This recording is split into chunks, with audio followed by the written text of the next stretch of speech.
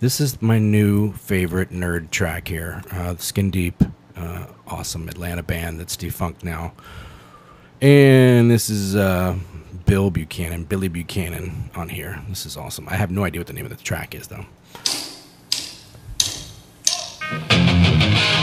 This is Taboo. Oh, okay. Thank you. Yeah.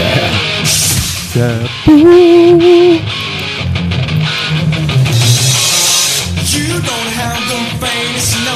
How are your headphones? Ooh. So and so did say.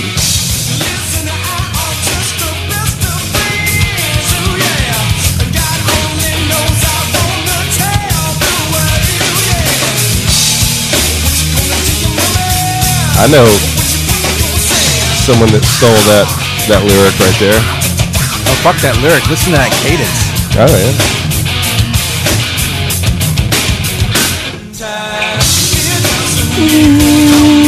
Alright, stop that shit. It's a badass harmony.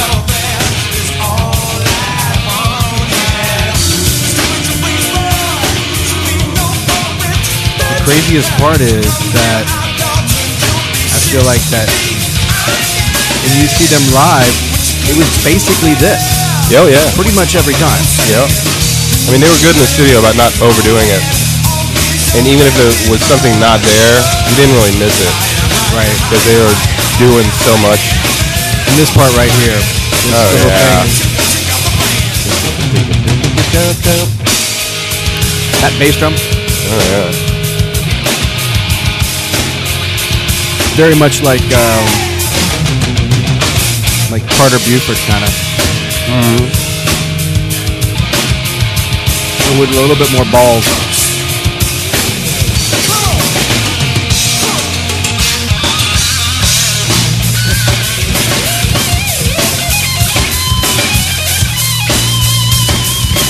And then this rap is just hard enough to be a rap and or hard enough to not be cheesy.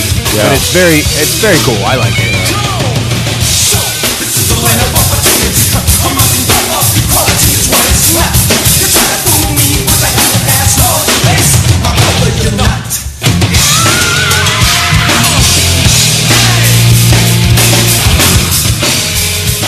Yeah, but those dudes used to rehearse literally like 6 days a week. I mean, their show was so tight every time. Yeah. I remember just watching it and going like, it was like, dude, how do you do that? Like this, I mean, and having played for, let me fade this out. It was a great ending too, though. Having played like, lots of live shows and stuff, I can see how you can get to a level where you're consistent, but I just felt like, and maybe this could be just kind of mythical because it's been so long, I just felt like when I would watch this stuff, it was like, there was never a moment where any of them just had a flub or something. No. And I've even seen that at, larger shows and stuff, Sure. And then sometimes I'll have that thought when I'm playing, which is retarded. I'm just like, oh, I'm gonna fuck up. Oh, I'm gonna fuck up. Right. and then I have to like sort of catch myself because I realize that in the moment, like especially with the drums, I don't know about other. Well, I'll put this on as mood music in the background here. It's another good little R&B jam. Yeah, but like I'll have this little freak out moment, and then I'll catch myself because I'll be like, the drums can't stop. The guitar can stop, the bass can stop, the vocalist can go walk away, like Larry did last night, just walk away for like half the song, like and fuck with the knobs because we had some kind of weird bass drum feedback. Oh no! Where it's like you hit the bass drum, boom. Oh, nice, yeah. And he has to go turn it down. And I'm like, I think it's because I accidentally kicked the mic somehow, like weird when I was moving back to come back. This is probably my fault. All right, so this song is, I don't want to talk about it. Let's go to the next one.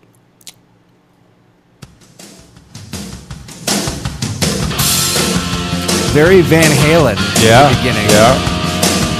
Shake up your lover. Now, is he saying Willie? Willie, I believe, yeah. Like Willie like a person? Yeah, I think so.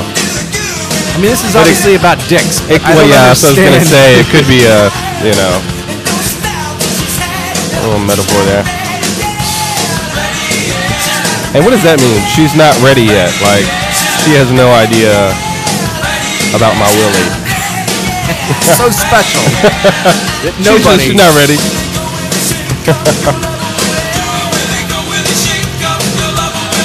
And this is Rob Clayton. Oh yeah. On here. God, what a fucking. I mean, I've been listening to this lately a lot and just going. Some of the placement of some of the bass drum stuff that he does is it's just very cool, and I just can't get on with it. Like, I can, if I listen to it, I can do it, but I don't really feel where he's going. But it's very cool. Yeah, he definitely had a unique feel. Like, obviously Tom Knight is a complete badass. Sure. But he's just so on the meter. But Rob had a kind of looser feel to it. Yeah.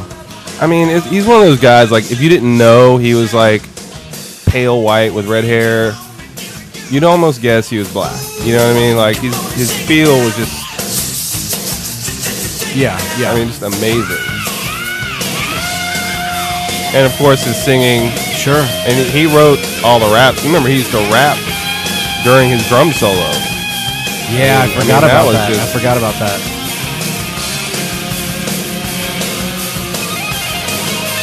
This band was kind of like kind of a futuristic band in the sense that nobody right now can get with this, but it's so awesome in so many different ways, and it's merging so many different types of music styles together. But which is almost a no-no. You know, like people are like, ew, I like dance. Yeah, it's avant-garde. I like rock, or I like rap, or I like whatever. Like, why? What's wrong with liking everything? Well, it's just very, it's blatantly avant-garde, I think. Yeah. But obviously. The thing that's cool that I learned earlier was that Rob played with this really heavy, like, thrash band. Yeah. That's where I think some of those double bass things that he does, but he does like a double bass thing within like a Prince type of funk. Yeah, I mean, like Darling Nikki had double bass, right? But oddly enough, Tom Knight took his spot in that band. Was it Hallows Eve or really? All Hallows Eve, something like that. Back off a little bit off the mic because we're the levels are spiking. Right, but spike. So he took his spot. I asked Bill, and we'll send this to you, Bill. I can't call you Billy. I'm sorry. Billy, shake up your lover, Billy. Yeah, we'll send this to you, and can you send me a response, Billy, for who's on what track? I'm sure Lee already knows it, but yeah, we can probably run through it. I'll tell you. But if he can't make it happen, then you will hopefully fix this by sending me an email and response back about which one is Rob Clayton and which one is Tom Knight. Yeah, and like Taboo was Tom Knight. The R&B jam after, I believe, was Rob Clayton. And then all right, so we'll go through them right here. This is obviously Tom. Yep. And that drum intro right there. And that's got a nice feel to it too. Really, really nice. Yeah. I'm not trying to diss Tom. And they give him like an extra few bars at the end of the song to sort of riff out on the drums to show like his range, which is some Dave Weckl shit. Yeah. You know, it sounds awesome. And I heard he learned to sing for Skin Deep. Like, he was never a singer. He actually learned to sing.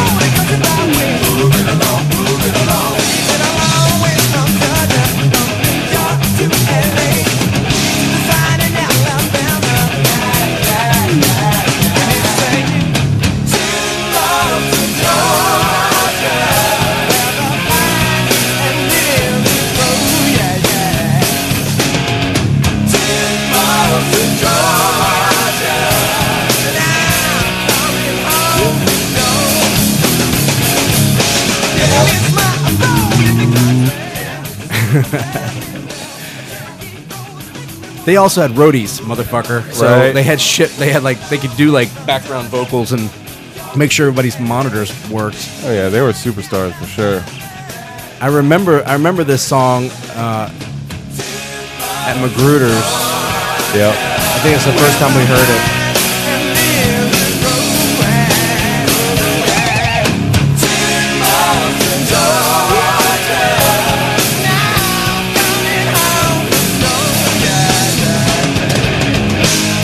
Because that's right about the time Nick or Nico moved to the Les Paul from his Ibanez. Yeah.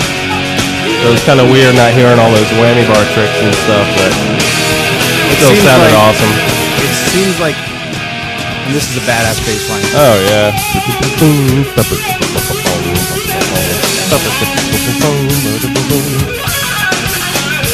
It's kind of nasty. Oh, yeah. This is Warwick Screamer. Yeah.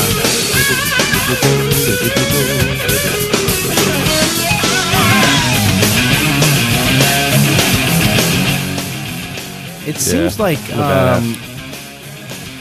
like although we as Body and Soul didn't really set any major trends or anything, we did sort of. I feel like we glued a lot of these bands kind of together in a sense that they heard buzz about us. They were trying to open for us, and it became. I think we sort of got into that circle a little bit on some level. Mm-hmm. Yeah, we were somewhere between Skin Deep and Stuck Mojo, especially near the end there. God, that was really fun shit. Yeah, it was. I just thinking about right now is we could go to Magruder's, being 19, 20 years old, and they just let you in because you're like, you play here. And then CC's like giving you drinks and shit, and you're like, I will drink this. Cause I don't really feel like I took advantage of that time period like I probably could have. Oh, I did more than I should have.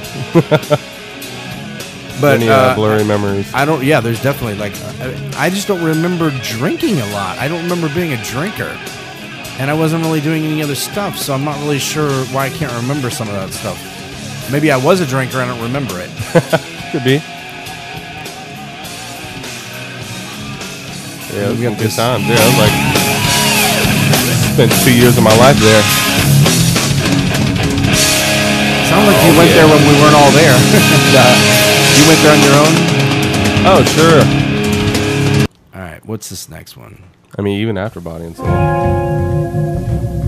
This is very... what is this? What is this? This is very...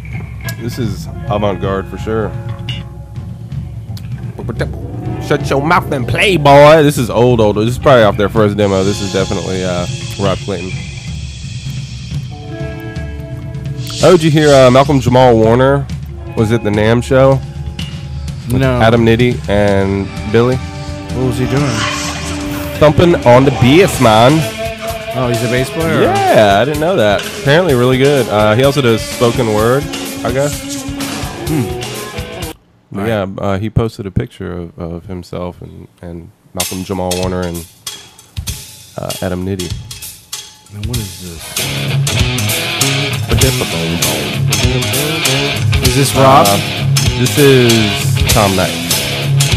This is on the same demo with 10 Miles to Georgia. Which one is this? It's weird that they didn't have like a lot of merch going on in this time period. Like I think you got your hands on this stuff because you specifically asked for it, but it wasn't like just available like at the CD booth. No, so it was a different time. The boss man Eric at Rhythm Nation, he's really good friends. You remember Fear Glory? Yeah. Right. So obviously, their guitarist Mark Donnell. He's in like the yacht rock, and he was one of the guys that started Meddlesome with Curtis. Well, Eric's really good friends with him and had gotten a copy from Mark, I guess. You talking about back in the day? I mean, it was quite a few years back, but it wasn't, back in the 90s. I know. I feel like when this stuff was out, you had a copy of it, or you just learned it from watching it. No, I mean, I got my copy maybe 4 or 5 years ago. Maybe. No, I'm saying that you and Chris used to learn this stuff. Just. Oh well, no, that was just from watching, and we had. Okay, so you went to the shows with me because we were all at the same shows. Sure, we were either opening up for them or we were playing that weekend or something, and we went and saw them together. But you just learned from just watching the show. Yeah, some of the tunes, and they were on something called Yamaha Soundcheck. It was like a big deal. It was like a battle of the bands with Holly Robinson and Dweezil Zappa. and they were just unsigned acts, I guess, from across the nation. And Skin Deep made it to like the top 2, I think, but ended up losing. But we had videotaped one of their performances, which had what was it called? The acapella one. Yeah. Right. It started out with that, and I don't think they did the whole thing. No, it was an abbreviated version. And then they went into. But it was fucking badass. I can't. Oh yeah. I think remember watching that and seeing those and seeing the competition too, and just going, whatever, dude. Yeah. How could they pause? What is this shit? Like, it has no balls. Yeah. It would just be like this kind of frilly. I mean, you could tell it was. They weren't just idiots, but it was not anywhere near as cool as what this was doing. No. This was like an amalgamation of like I don't know, like a Color Me Bad meets fucking, I don't know, Van Halen meets Terrence Trent D'Arby or something. There was a lot of stuff. Definitely some Sly and the Family Stone. And yeah. So Carmen is here, so I'm going to go ahead and let this music play out, and I'm going to bring her on up.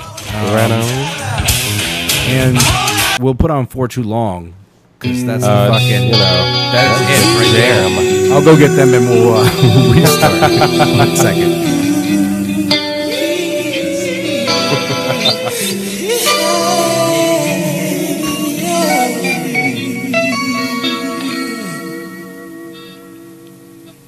All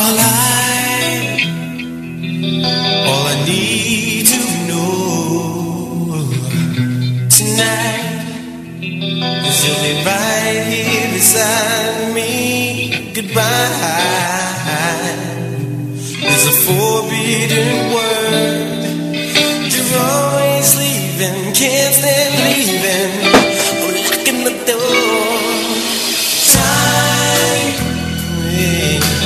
Time on my hands to think we were made for each other. Then why can't we ever stay together? You're always leaving, can't stand leaving. I'm locking the door. For too long we're apart. For too long we're apart. And I tell you, baby, it's an arrow in my heart. For too long I tried to be the man that you want me to be. And if it takes all night, then I'll show you, baby. Where Bill and Rob would trade off licks for a bass drum sometimes. yeah, because it's too easy as a drummer or a bassist to kind of stick to each other too much. Sure. And sometimes it's that create the space. when Explore the kinda- space. But No, I see that now more than ever in just playing. Sometimes, like last night, I was playing for basically 5 hours.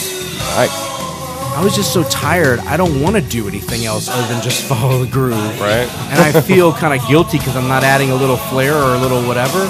Yeah. But then you go back and you listen to it, and it's like, that's all it needed. You don't need to add all this other bullshit. You know? Stick in the pocket and I love stick this. your head out every now and this again. at the ending. This Prince ending. That is sort of Earth, Wind, and Fire-ish or whatever. But then when they come into the Rob's little break beat, right. it's just I'm like, fuck, dude. I kept listening to it about 5 times. Like, okay, what is he leaving out that makes that so cool? And when you have no additional volume to go up, you can't go to 11. Right. You got to bring it up with the power of the. Right here. Oh, that's so fucking great. And then live, it was just, oh man, it was fucking heavy. Yep. Avondale Town Cinema. Yep. I think that was like the first show we went to see them like live because I had heard about it from my ex-girlfriend. Yeah, I was blown away. Yeah, remember Amy, my ex-girlfriend, was the one that introduced us to this group. All right. I did not remember that. I remember ordering barbecue pizza and watching Texas Chainsaw Massacre Part 2. That's all you got? That's all I got. I remember she had a really cute sister. Then you get that Ingve Malmsteen shit. Oh, yeah. Which is retarded awesome, but fucking it dates itself. That's the part that sucks about it. Yeah. It's not a Fender Rhodes. Oh, could you imagine if he did a different production on this tune today? Oh, well, first there'd be no solo. Oh, no. There's no solos in music anymore. No, but yeah, definitely Fender Rhodes is... Wait, harmony. Oh, yeah.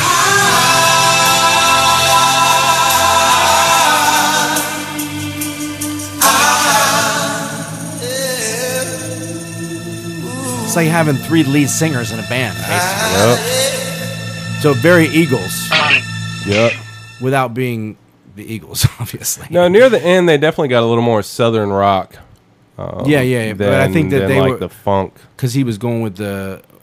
Well, you know what? We'll just end with just your thoughts on what was the deal between Nick and the Duke. Why was there? What was the consternation there? Ooh, I don't know. Was there some drama? Yeah, it seemed like there was something about their licks or something. One of them was doing the Zach Wilde thing before the other, or like, do you remember any? Well, I might be like imagining this stuff. Well, no, it's. I guess I was never really in their club. I don't know, but I mean, you say that. I mean, it's easy to see. Like, they both went Les Paul. They both started doing the low string artificial harmonics in their riffs. But the thing was that they were connected, though, because they were family. Really? Because of Bill and Dwayne. Dwayne, yeah, his uncle. Right. His Okay. uncle, who was also at that show. I didn't talk to him, but he was all like dressed like business and shit. Really? Yeah. Wow, Dwayne was badass, too, though. All right, let me close out. I'm going to get them ready with one of your tracks, and you tell me about this, and we'll get the other one on the other flip side there. Country or R&B? Is that R&B? Yeah, this was written by the singer Troy Barnes. All right, I'm going to bring Carmen Llewellyn on here, but I'm going to get you through this tune, and we'll come back and shut off. Okay. Right on. I'm waiting on a bus to come carry me away.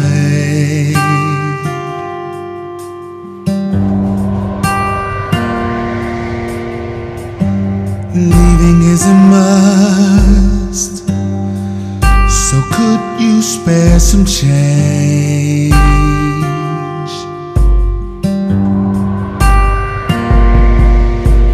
Please, bus driver, take me up 85 and drop me off 1,000 miles away from where I am.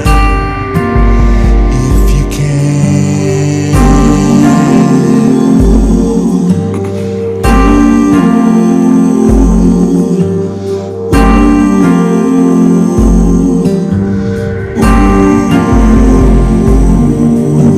I'm waiting on a plane to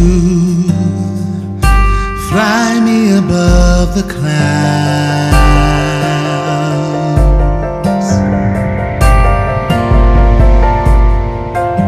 I gotta get away, so I'm booking the first flight out.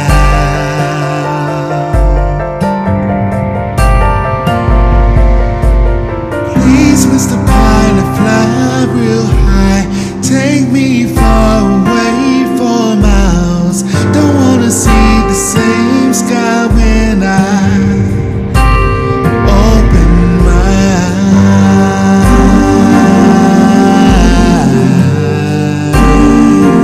eyes. Yeah.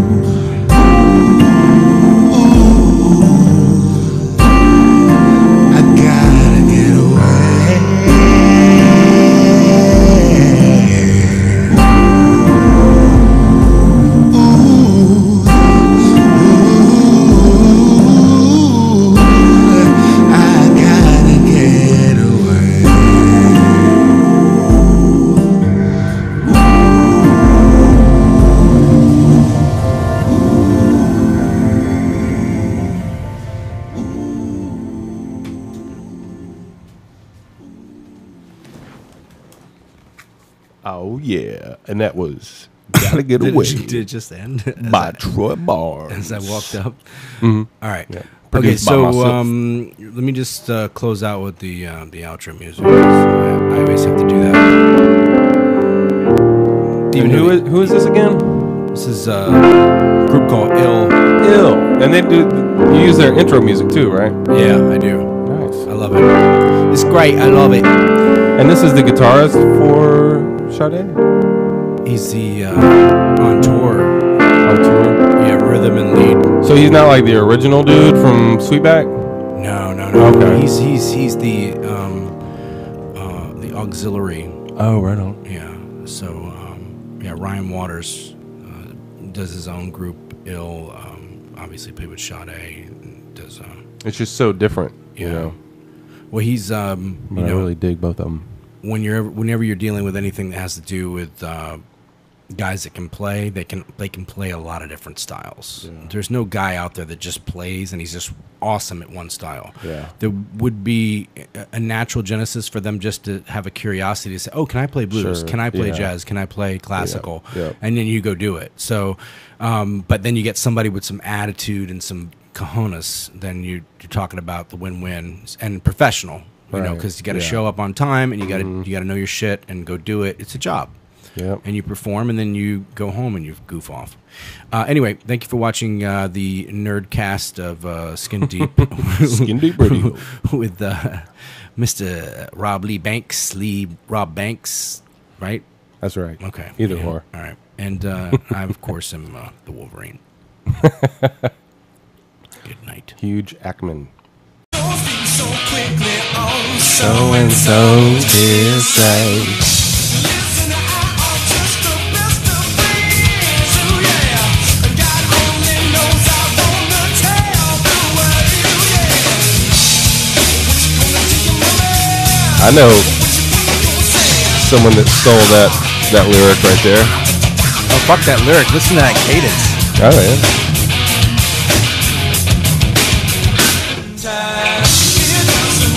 All right, stop that shit. It's a badass harmony.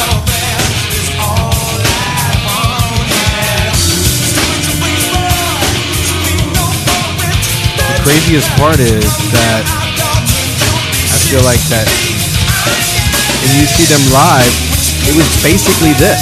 Oh, yeah. Pretty much every time. Yeah. I mean, they were good in the studio about not overdoing it.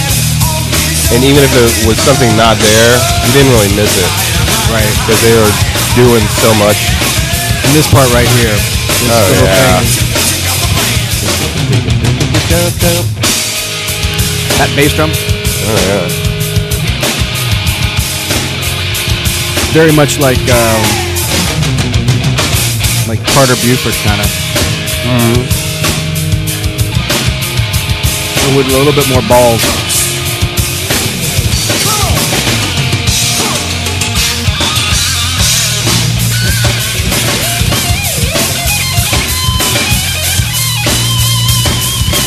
And then this rap is just... This is my new favorite nerd track here. Skin Deep. Awesome Atlanta band that's defunct now. And this is Billy Buchanan on here. This is awesome. I have no idea what the name of the track is, though. This is Taboo. Oh, okay. Thank you. Yeah. Taboo. You don't have the faintest notion. How are your headphones? Good. Hard enough to be a rap and or hard enough to not be cheesy. Yeah. But it's very cool. I like it. So, this is the land of opportunity. I'm not in love of equality is what it's not. You're trying to fool me with a half-ass love face. My brother, you're not.